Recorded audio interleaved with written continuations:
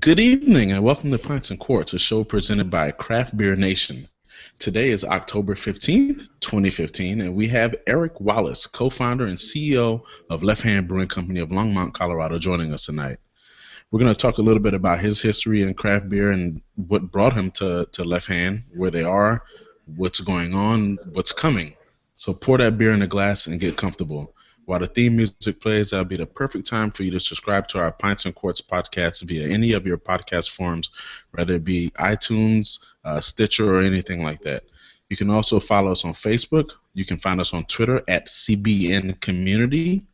We're on Instagram at craftbeer_nation. And of course, you can find us on Google+.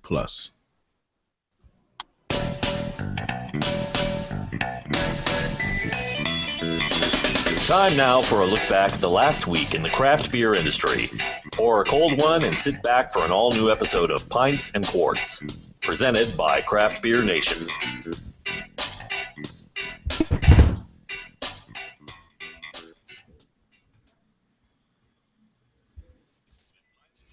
All right, so welcome back, Eric Wallace of Left Hand Brewing. We are more than happy to have you on the show. You guys are icons to us. We love the beer that you make. But before we get into your interview real quick, I want to introduce our panel. We have Gil Mello joining us from Pennsylvania. How you doing, Gil? I'm doing awesome. What about yourself? I have no complaints. And Lola Laracy. Lola's joining us from Jacksonville, Florida. What's up, Lola? Nothing much, just sitting here waiting to talk to Left Hand Brewery. All right, Eric. So tell us a little bit. Let's get into it. You tell us a little bit about yourself and how you got started with craft beer. We always looked at ourselves as kind of the new guys on the block, but that was starting off 22 years ago, and now we realize that we're one of the older guys on the block. You can see my beard's all white now. It didn't used to be. But I first got into beer. I went to high school in a couple of places, but Germany. I spent 3 years going to high school in Germany and living in a little village and playing on my local village soccer team. And it just came to pass that at Christmas time we'd have beer and wine at our banquets. And if we played well, which happened like once a season, our coach would actually buy us a round of beer. And we were 15. So that's pretty much standard over there in Germany. So I started drinking. My first beers were German beers: Export, Lager, Pilsner, Weizen beers. Once in a while, you might see something really, really crazy. This was back in the 70s, so maybe some alt beer or Bock beer or something. But that's how I first became beer aware. I moved back to the States. I was 17, and all the beer that was available, and at least in Las Vegas back then, tasted watered down to me. I never really understood that, so I paid attention. I didn't know anything technical about beer, but I just knew that there was another world of beer out there. So you were having this great beer in Germany. You come back to the States, you got this nasty watery beer, and you're like, I can do this a little better. I wasn't even thinking that I could do it a little better. I was thinking, I need to figure out how the hell I'm getting back over there to Europe where they got real beer. So I graduated high school in Las Vegas and went to the Air Force Academy for 4 years because I was the first of 4 children and my dad wasn't going to put me through school.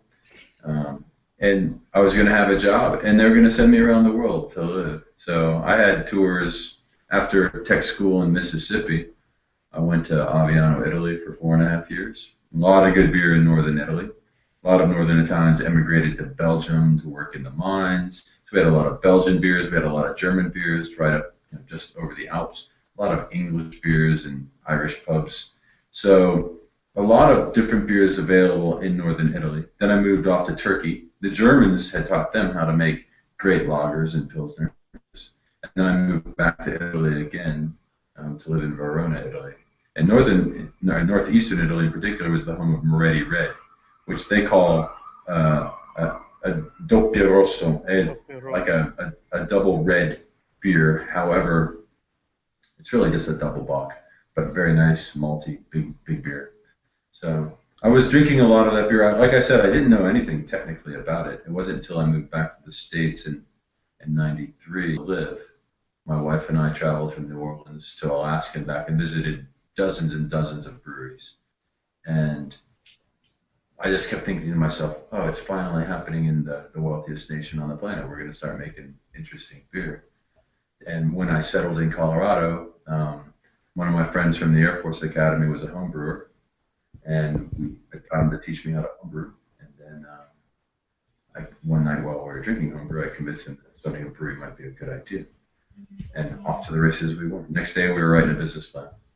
Oh man, so hey, so many good ideas come from drinking homebrew or drinking beer. All right, let's open up a brewery. Okay, let's do it. Let's write this business plan. Let's get it down. 2 weeks of writing a business plan, and then visiting breweries and trying to figure out. We knew we didn't know anything, so we started to figure out everything, and putting together 5 other investors. Both he and I, Dick and I, are both pretty frugal, so we'd saved up money while we were both in the Air Force, and we were in the same squadron at the Air Force Academy. That's how we knew each other. And so got it up and going. What year was this when you guys opened Left Hand? 1993. 1993. Okay, so I can't even begin to imagine what your annual barrel production was at that time. But what did you guys produce in 2014 versus what are your schedules look like you're going to produce in 2015? 2014, we did 74 some odd thousand barrels. This year, we should be 83,000 barrels. Okay, so in 1994, we did 1,000 barrels. Wow. Okay. Wow. Well, that's nice controlled growth over the course of time. I mean, that's a sustainable way to do it, right? I mean, you said the key word. To me, sustainable means you can grow yourself and retain control of yourself and stay independent. And we are seriously focused. Well, you guys launched since you mentioned that, you guys launched like a stock ownership plan not long ago.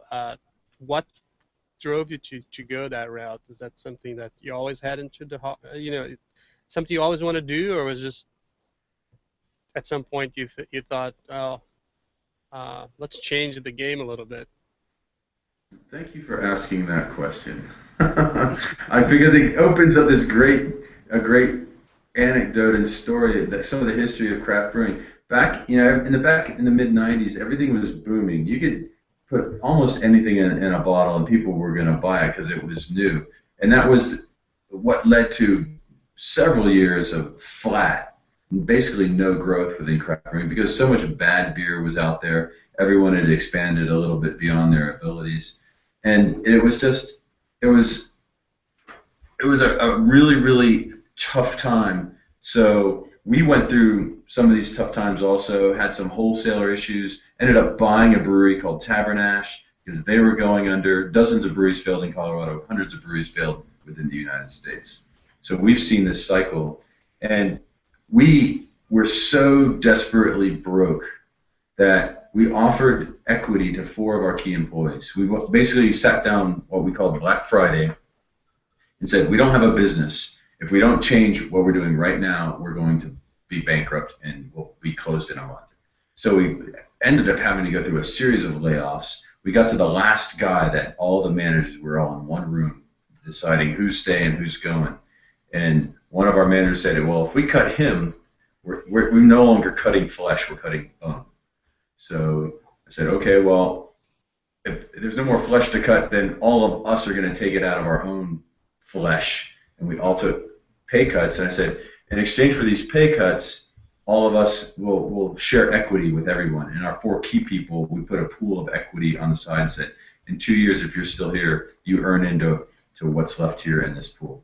So that's back in 1998, 99 when we started to share equity with our key people. And we've subsequently over the years sold equity on a recurring basis to people. We grant shares as bonuses to our key folks. So we've grown it to where over half of our people, before we did the ESOP, already owned stock, and a little bit below half of the stock was in the hands of people that worked at Left Hand every day. So culturally, it's been something that we've been doing for coming, 9 on 15 years. Go ahead. Is it still the case that a little less than half of the the company is owned by employees, or is it a little more now? No, with the advent of the ESOP, the way we did it, and every one of these things is custom. We probably don't want to get too deep into it, but basically we bought back some shares from a number of the original and older investors to give them a chance to get some liquidity out, and retired that stock, and then issued new shares out to all of our eligible existing employees. So most of our employees now, by far the large part of them, are now vesting into ownership at Left Hand, and over half of the stock is in the hands of either directly of employees or within the trust itself that people share in. That you have a trust that basically holds the stock that drives the ESOP. I think that's a good thing, because I mean, now what you're doing is you're giving your employees a sense of ownership of what they're doing every day, so that in a sense it makes them put a little bit of skin in the game, for lack of a better expression. So I mean, people they feel better about their product when they actually own a part of the product. And that said, I mean, I think that shines through your beer, because you guys have a wide variety of different styles of beer that you produce. And I mean, I like to say that, you guys, you do several styles well.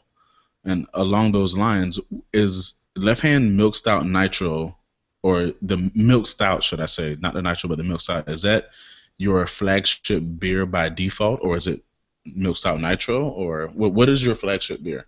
Originally, for probably the first 16 years, the very first beer we brewed was the Sawtooth Ale, which is an ESP. Really nicely balanced, malt up front, hops in the back, and for 16 years that was number one. Back in, I don't know, 99, 2000, Dick and his brother went to Africa, my partner, and they hiked Kilimanjaro, they did all this stuff, and he came back and he'd run across this milk stout called, it was Castle. It's an SAB brewery, I guess. And he's like, I want to try to brew one of these milk stouts. I never heard of it, never seen one. So we started brewing milk stout on a seasonal basis, kind of as a lark. And it was really popular. It was well received. We did it as a winter seasonal.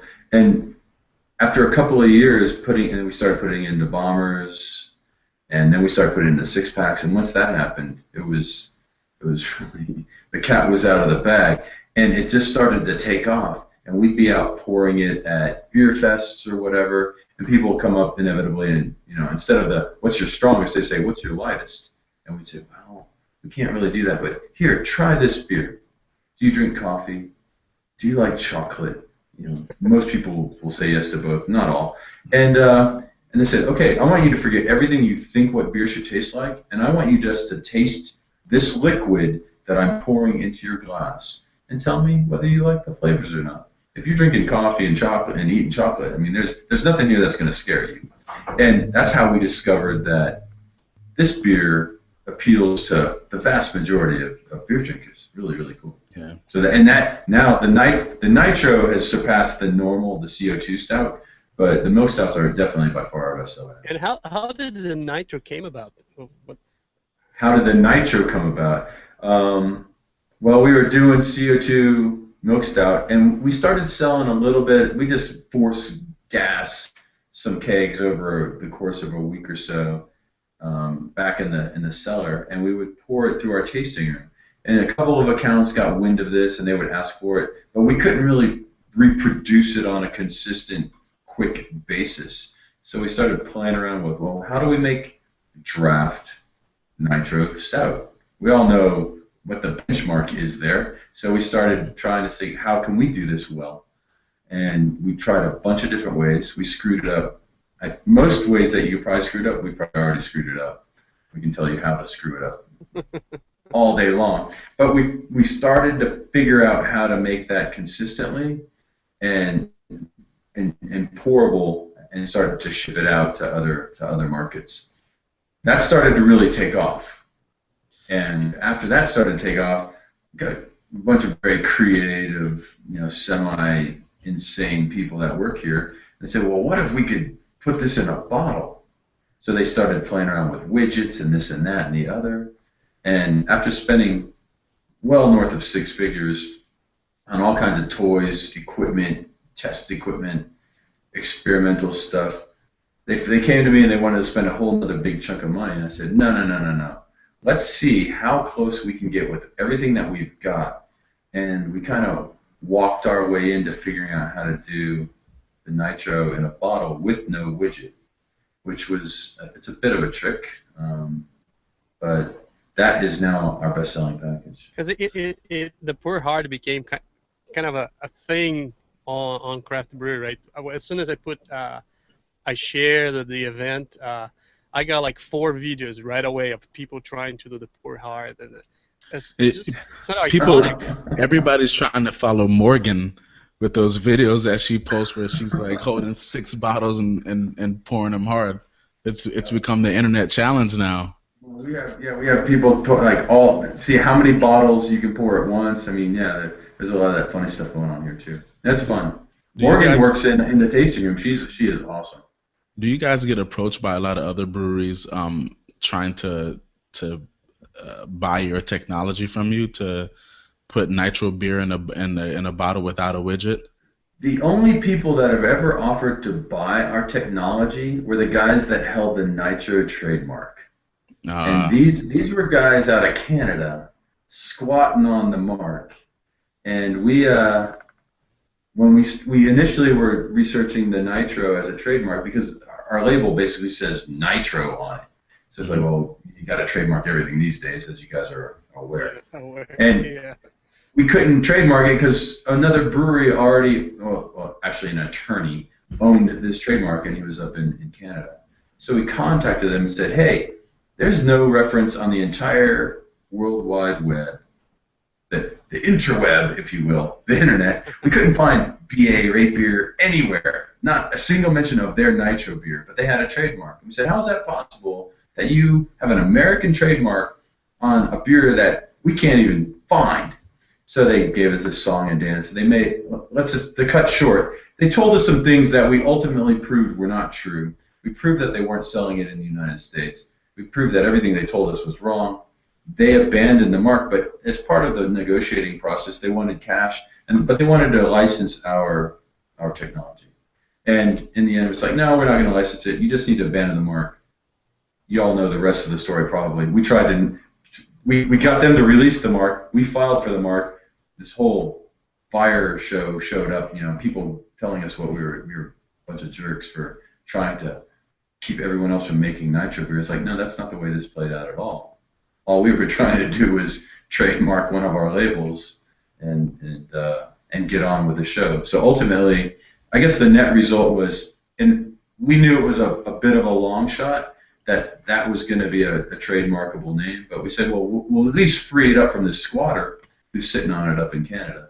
So ultimately, it came into the public domain, which we're cool with. Does it work that nobody can have nitro on their label? Because I remember Oscar Blues, which is not very far away from you guys, had Old Chub Nitro. Old Chub Nitro. Right, and when we were still in the trademark request process, just on the nitro word itself, we had a bunch of breweries that we had made cohabitation agreements with, if you will. Like we're not gonna sue each other over trademark infringement. But ultimately, we went with more of a stylized trademark rather than the word itself, a word mark, and that seemed to work for everybody. No, we're not trying to prevent innovation or creativity. We're just trying to protect something we invested a couple $100,000 in 2 years into developing. Oh yeah, it's understandable. So how many beers do you have on the nitro right now? Like I know you have the Wake Up Dead and the Milk Stout. Do you have any other? We have Sawtooth. Sawtooth, Wake Up Dead, and Milk Stout. And then coming out early spring, we'll have another one called Hardwired, which will be a coffee porter that we're working on. We've done it on a limited basis in the past, draft only. It'll be coming out in bottles also. So you guys have quite a few beers that you brew. What is your identity as a brewer? We know the Milk Stout is kind of like your default beer, your flagship beer by default. But what is your identity as a brewery? Is it to make for the most part, approachable beers? Is it to not have a particular style that you always kind of build to, or what's Left Hand's identity as a brewery? If you walk down our hallway, we call it the Serendipity hallway. There's a couple of sayings and a couple of things painted on the wall. One is brewed to be enjoyed with friends and to stimulate serendipity. And we write another one has the big word balance written on it. If beer has balance, whether it's balance towards the malty side or towards the hoppy side or whatever, then it has drinkability. And we look for complexity and deep beers that you can drink. You can drink more than one of. And when brewers come to visit, I just had this conversation a couple hours ago down in Denver at a brewery I was at. When brewers come to visit, the first beer we'll hand them, if they say, just show me something, is our Pilsner. Because Pilsner is one of the hardest styles to brew. Mm-hmm. It seems the beers that get the highest ratings are all these double, triple, quadruple, whatever, barrel-aged, imperial, this, that, and the other. And honestly, a lot of that stuff, there's so much noise and depth and stuff going on that those are not the hardest styles to brew. The hardest styles to brew are those wide open, naked, clean, light, crisp styles. There's nothing to hide behind. Kolsch and Pils, if that's what you've got in your brewery, those are the first beers I'm going to try. Because if those are good, then I'm pretty safe. I know Actually, everything. Randy and I just talked about that last Friday, right, Randy? About when we were talking about brewery, we made the same comment that I just made. A brewer is good if they can make a clean beer, because a lot of those beers, there's so much chocolate, coffee flavors. Now or hops. Or hops, yeah. Now masking bad flavors on a lager, on a pilsner, or it's not as easy, right? Yeah, I mean, you can mask a lot of flaws with a club, whether the club is lots of roast, lots of alcohol, lots of hops, lots of whatever. Yeah. So that just indicates that your brewers know what's going on. And then if you want to move into their porter or into their IPA or into whatever, you can rest assured that in all likelihood they've got their act together. So I have a question from one of our viewers at Facebook. He's asking, are you guys ever planning to make a Goza or a Saison? Is that something? We have played it. Well, we have something with a Saison yeast going on right now. The boys up at Funkworks were nice enough to give us some of their yeast, but it's going into a quad. Wait, what? It's going into a quad. Just drop the mic. Goza, nothing on the radar. The kettle sour stuff, I think that's a really cool trend that's going on. Our pilot system, brand new that we just installed, is going to brew its first beer on Monday. So once we get that thing up and going, then if we got to sit on a kettle sour for 24, 48 hours, then we can actually do it. But right now, our brew house is running hard. And how big is your pilot system? It's going to be a 7-barrel. Okay. Our full system is 60-barrel. We started with a 17-barrel back in 1993. We overdrove it to 20 barrels because the profit was in that last 15% anyways. And then we upgraded to a 60-barrel back in 2008. Scale is such a funny thing. I can probably count 6 breweries around me that doesn't have a 7-barrel system. For their production, right? For their production, it's like there's 3-barrel, couple of 3 barrels, some 15 barrels, but still, yeah. Do they sell most of their beer over the counter in glasses? Yeah. Yeah, that's the majority. Yeah. Yeah, that's really economically that's going to make more sense. 3 barrels though, that you must really like to be in the brew house because you're going to be brewing frequently. All the time. Yes, all the time. So I just want to say real quick, I started out tonight with your Oktoberfest, your Marzen Lager, which was very good. It went down.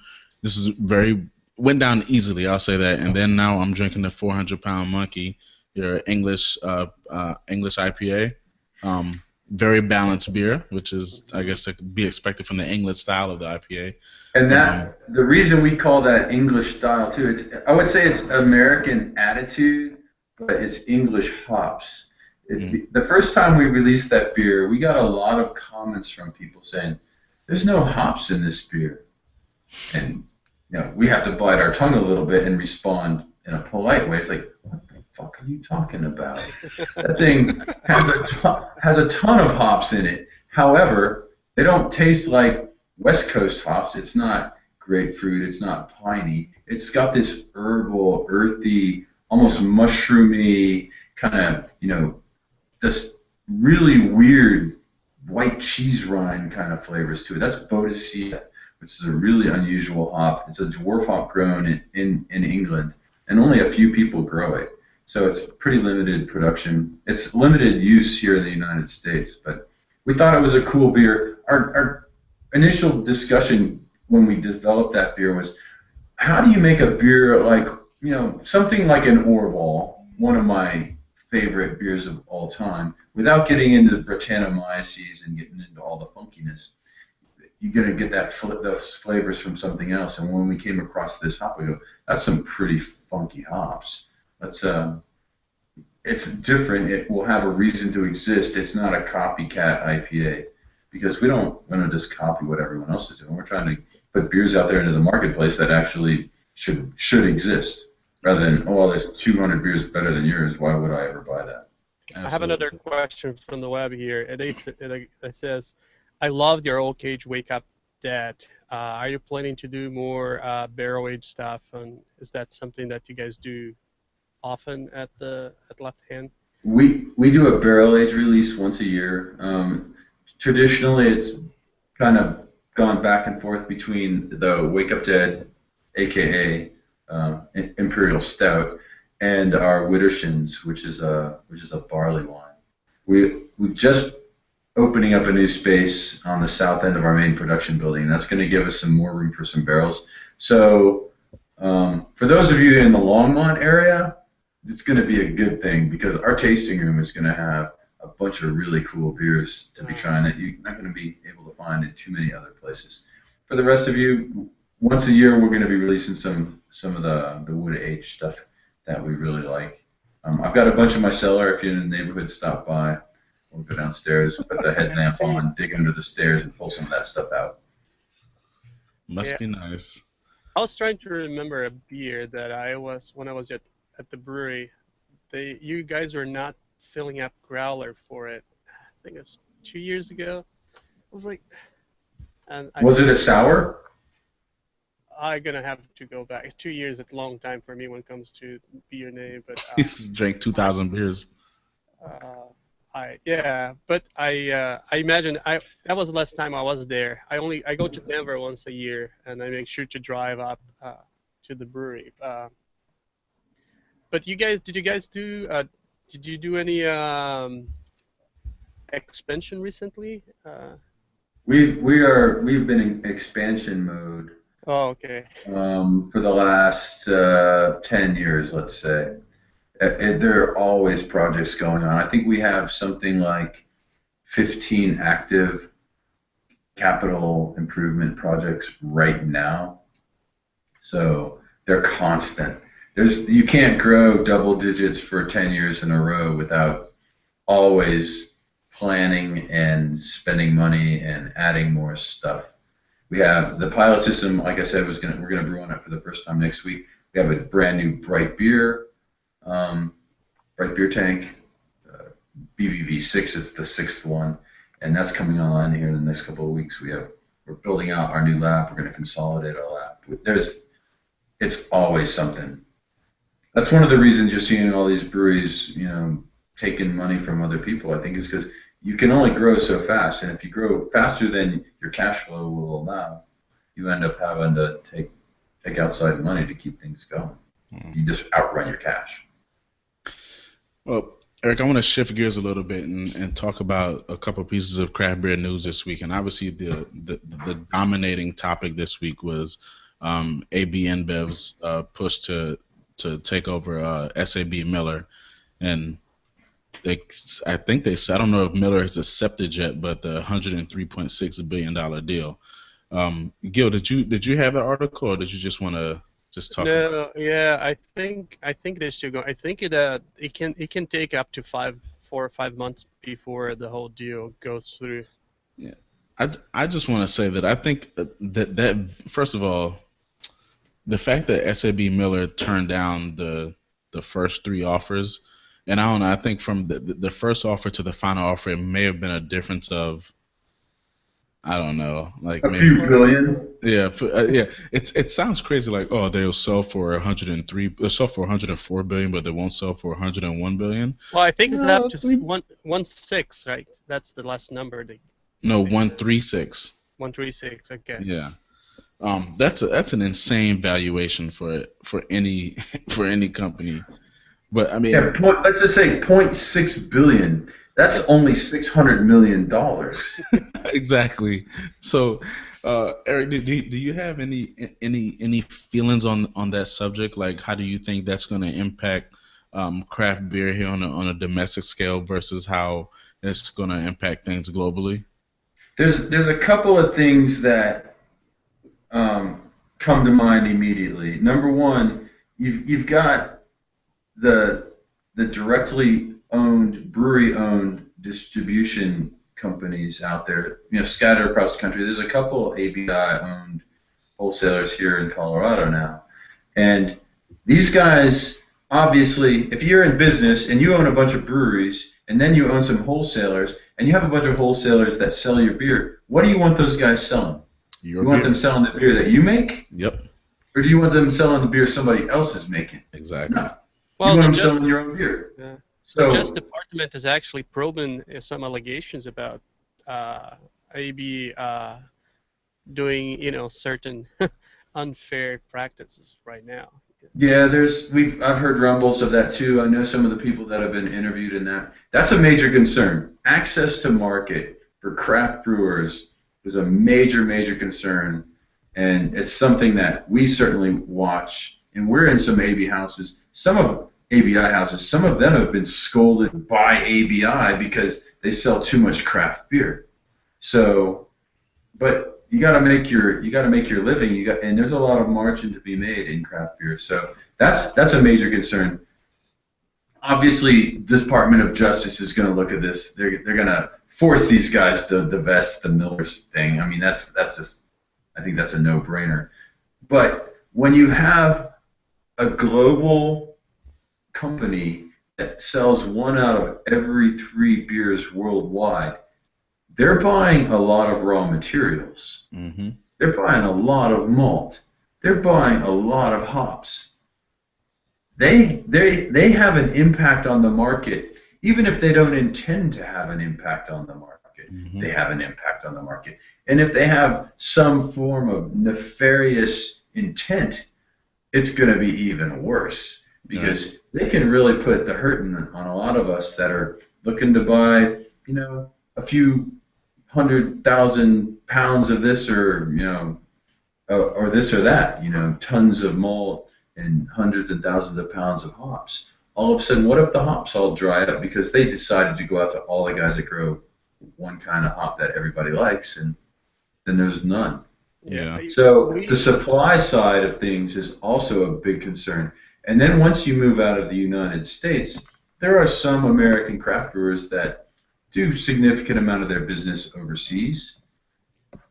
Most countries don't have a system like we have. We have this really cool thing called a three-tier system. So you have the brewers, and then you have the distributors, and then you have the retailers. In a lot of countries, the retailers are tied to the brewery. So if you're the brewery in a big swath of the world, you own the retailers. And if you own all the retailers, those retailers are for the most part closed to outside brands. So say you're a craft brewer and you really want to sell a lot of beer in South Africa. Let's say you want to sell a lot of beer in South Africa. SAB has what, 90 share or something down there? Some crazy number? Yeah. 90% of their accounts, if you don't belong to SAB, are off limits to you. How are you ever going to break out? How are you ever going to compete in a market like that? That's another major concern. Actually, yeah, some people said that one of the reasons they're acquiring SAB is that they have the whole continent of Africa. It's one of the big things. We had Nikos Ridge. I don't know if you're familiar with him. He is from Ninkasi Brewing.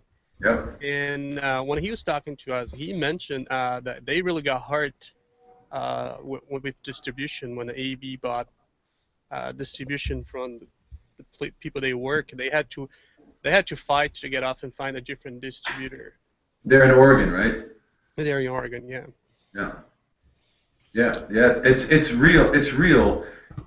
It ebbs and flows a little bit, but I know directly speaking with a number of breweries that every once in a while, as these pushes come on for more attention for the internal brands, and it squeezes those of us on the independent small side out, or it impacts us, or it slows our growth down, or it impedes our ability to access the market.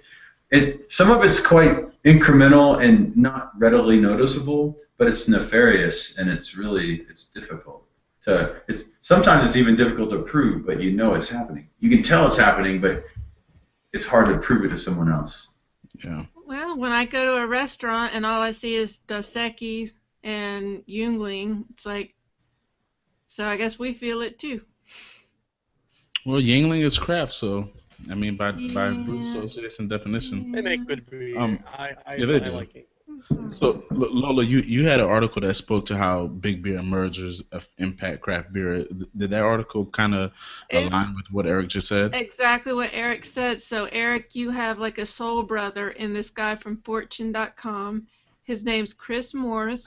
He wrote an article. He said the same thing. He mentioned about distribution rights here in the U.S.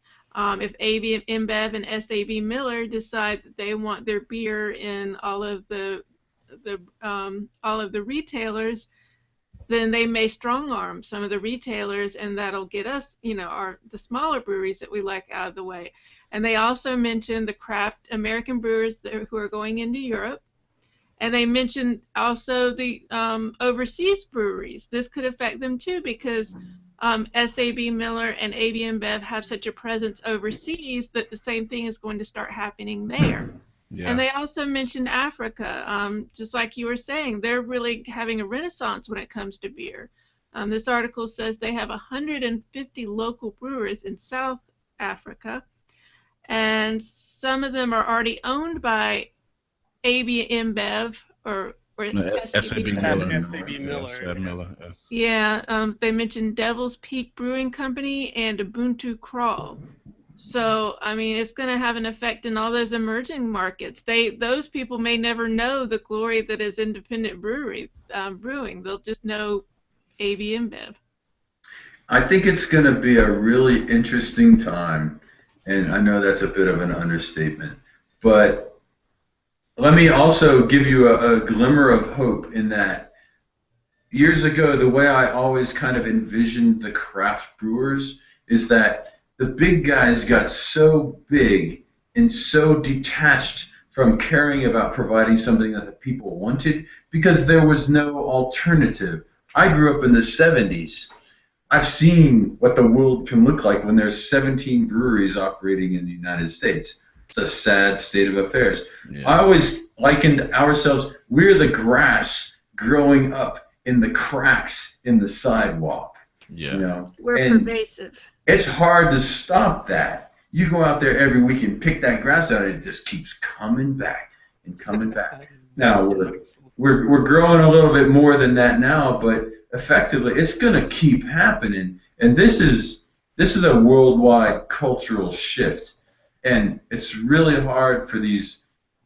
At this one time, we should be concerned and paying attention to what they're doing because their economic power is unbelievable. You can write a check for $106 billion or $104 billion. Guess what? I can't. Yeah. All of me and all of my craft brewing brethren combined cannot.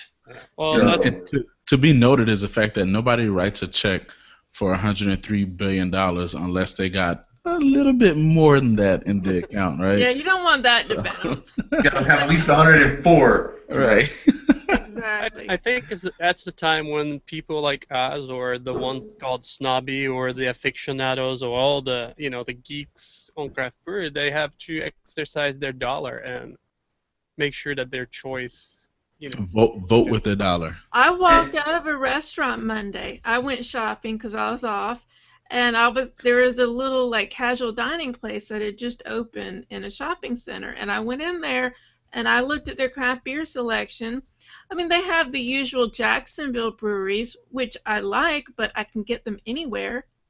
Other than that, they had Sam Adams Oktoberfest. Nothing against that, but I can get that anywhere. There was nothing unique. I turned around and I walked out. I was like, no, there are other places. Yeah. So let me shift gears a little bit again. Let's talk about some upcoming releases that we have. Dewclaw out of Baltimore, they're coming out with their Devil's Milk American Barley Wine. That's an 11% ABV barley wine. It just came out this past week on the 12th. Green Man out of Asheville, North Carolina, they're coming up with the Thriller Blood Orange Saison. That's going to be released on tomorrow. Trogs out of Hershey, Pennsylvania, and Gill's neck of the woods, they're coming out with their pumpkin. They're totally bucking the trend of seasonal creep. They're coming out with Master of Pumpkins, ale brewed with pumpkin and spices. That came out last weekend, actually. Anderson Valley out of Boone, California, their Briny Melon Goza, brewed with watermelon. I'm sure that's going to be amazing. That's going to be released on Saturday. Victory out of Downingtown, Pennsylvania, also not far from Gill. They came out this past Saturday with their Vital IPA. Great Lakes up in Cleveland, their pumpkin ale brewed with pumpkins from their very own farm is going to be released on the 19th. Just a note on Victory, their idea of the Vital IPA, it's called Vital IPA because I think it's the same idea as Enjoy By. They're going to try to get out on a certain amount of time and for people to drink fresh. It's a drink fresh IPA, okay.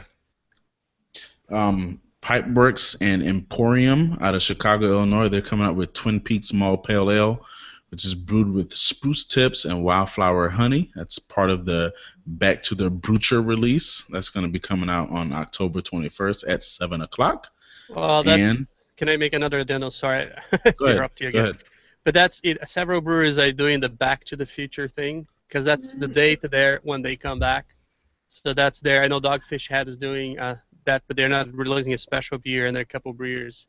That's what McFarley. I can remember. He came back. From the movie. Yeah. And it's the anniversary too, isn't it? Or am I remember? Mm-hmm. Yeah. And of course we have Left Hand. They're coming out with their Wake Up Dead Russian Imperial Stout Ghost Nitro. That's going to be coming out next week. Anything else you want to talk about? Oh, go ahead, Gil. I was just saying, it seems that Eric just told us that it's out already. Yeah. Oh, it's out already, Eric? We've been shipping it, so it's going to vary when it hits various markets, but it's on its way if it's not already there. All right. You guys got anything else coming out? Anything else in the pipeline you want to talk about? Well, I would say right now, get your hands on the Warrior, which is our wet hopped IPA, as soon as you can. That's a really cool project because we go over to the western slope of Colorado, and there's a couple of farmers that we've been working with for years now. And we go over there, pick the rows that we want, and then send a crew over, pick. A couple of friends of ours have small planes. They fly over. We grab bags of hops. We call back to the brewery, say, mash it in. And we start mashing in, fly across. Literally a couple of hours after this stuff got picked, we're over there at the brewery dropping the hops in. And get it while you can. That's what I'm drinking right now because, let me tell you, I can drink whatever I want here at the brewery. That's what I'm drinking right now. So that sounds like some Narcos Pablo Escobar operation. The first time I was over at Longmont Vance Brand Airport unloading all of these bags of green stuff into my car, I was like, God, I hope they're not looking at us with telescopes. FBI's going to be like, what do you got? And your car smells like hops for 2 weeks after hauling that stuff, let me tell you. That's a terrible problem to have. I would just fall asleep in the car. I'd just be like... So for upcoming beer festivals, we have the Baltimore Beer Week that's already going on. That's going from the 9th through the 18th.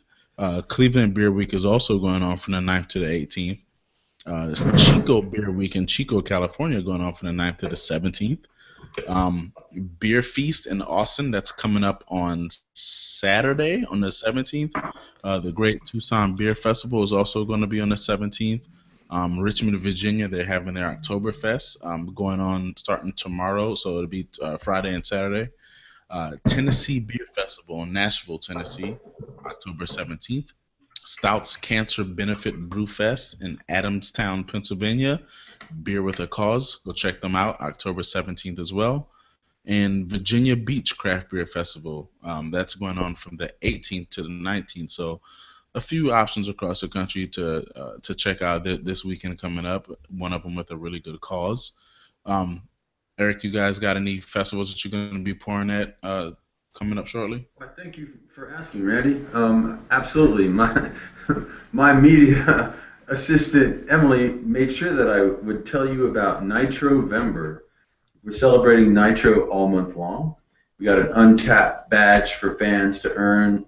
We got Stout Day. We've got Nitro Fest going on. Stout Day is the 5th of November. Nitro Fest is where we invite a whole slew of breweries to come out and pour nitro beers here in Longmont. We've had to move it from the brewery. It's gotten too big, so we're going to have a big old tent over in Roosevelt Park. Terrible. It's going to really be a bummer. But I'm flying back from Germany the day before, early from Brau, in order to be there. So you should join us. That's on the 14th. We have these cool guys right down the river from us, about 5-minute walk, called Shoes and Brews. We have a Soulmates 5K collaborative event, and we run up and down our greenway. These guys have a shoe shop and a little brew pub, and they do a really cool selection of a couple dozen local beers. They curate the selection, so you can come here to Longmont, visit us, go down over there to Shoes and Brews, visit them, and probably try beers from 10 or 15 different breweries without driving all over Kingdom Come. It's a really cool thing. Cool. Yeah. That sounds like a lot of fun. You should come. You should come see us. It's really fun. Let me go on Expedia.com right now and get this ticket. Expedia. Don't tell too many people how cool it is out here, though, because it's going to get crowded. It's already hard to find a place to live. Well, Eric, I tell you what, man, it's been a pleasure having you here on the show. We appreciate you carving out some of your time here today to speak with us. We've had a good time. I think our viewers will have a fantastic time learning about you guys, your history, where you're going, and just overall more about Left Hand Brewing that they don't normally get to hear from the horse's mouth. So we definitely appreciate you spending some time with us tonight. No, it's been a pleasure. Absolutely. Thanks for having me on.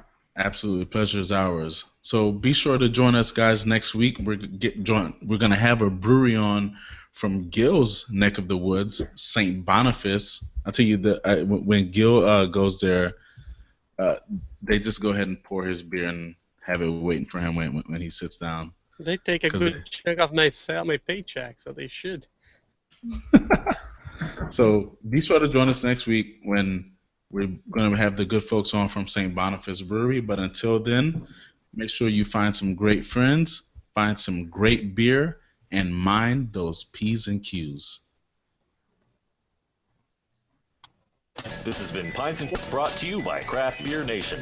You can show your support for our podcast by subscribing to our content on YouTube, Stitcher, iTunes, or our website, craftbeernation.org. Thanks for listening.